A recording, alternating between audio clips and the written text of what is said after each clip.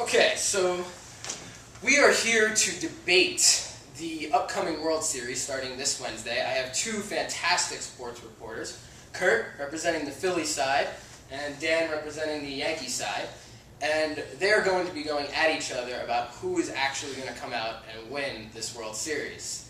So I think let's just get down to it. You guys ready? Yeah. Okay. Let's start with the Phillies. Okay? Okay. First question is going to be for you, and it's the biggest weakness of both teams is the bullpen. Which team has the better bullpen? Has the better bullpen.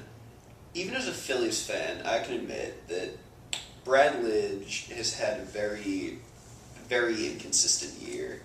He's been rough. However, the playoffs for him have been a little bit of a renaissance. He hasn't been tested that much, but he's only given up 1 hit in his 5 appearances, 3 saves.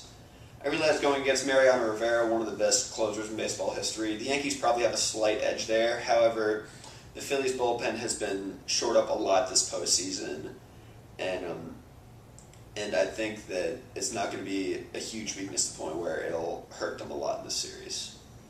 So you're pretty comfortable with the Phillies bullpen then?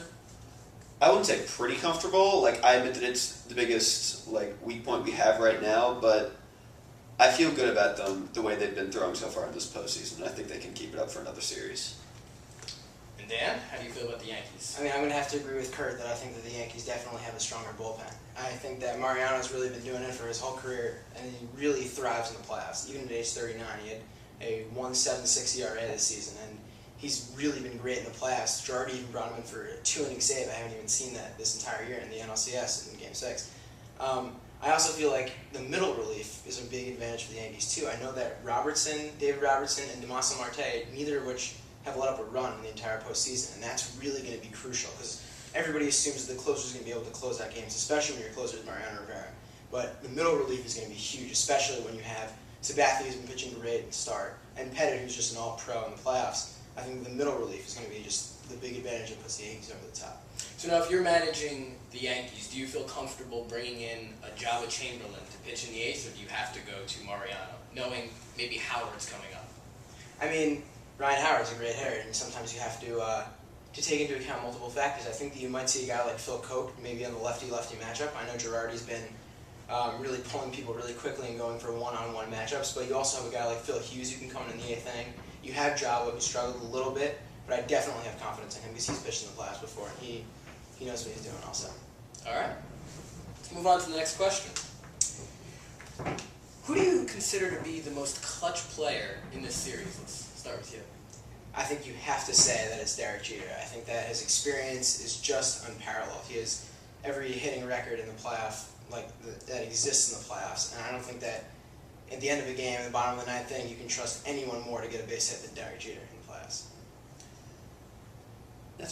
Derek Jeter is a great player. It's really tough to argue with. However, in his postseason experience here, Jimmy Rollins has proven himself to be one of the best clutch hitters, not only on this team but in Major League Baseball. We saw it in Game 4 of the NLCS when he came up down 1 and knocked that double back and won the game for them.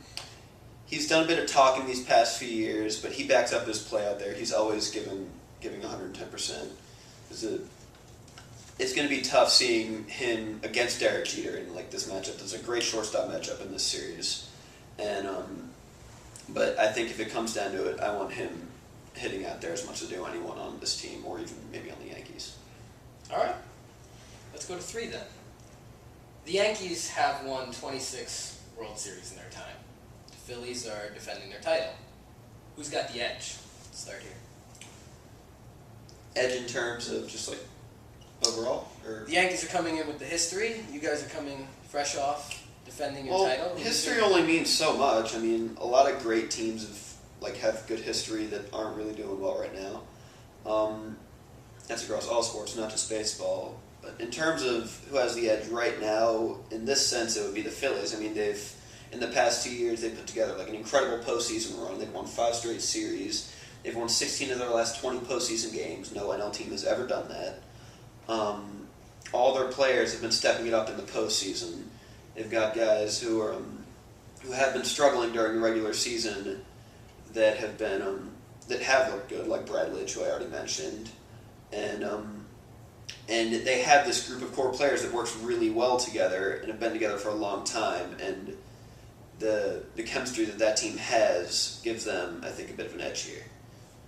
All right. I mean, I think that, including the history, I think the Yankees also have a lot of experience. I know, despite the fact that the Phillies have had a good run recently, it's always much harder to defend your title when you won the league the year before. Sometimes you become complacent, sometimes you don't really have the hunger for it. And I think the Yankees really do. Their core four players that were part of the Yankee dynasty when they won in 96, 98, 99, and 2000. You have Derek Jeter, Mariano Rivera, Jorge Posada, and Andy Pettitte. And they have been wanting this title for the last 9 years. They're really ready for it. They're really hungry. And they also know they've been here. They've been in the World Series. They've won.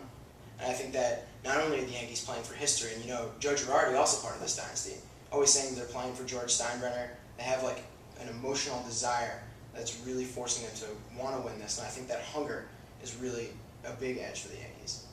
All right. Let's go to the fourth question now. Okay. Start with you. Who is the most overrated player in this series? Wow. I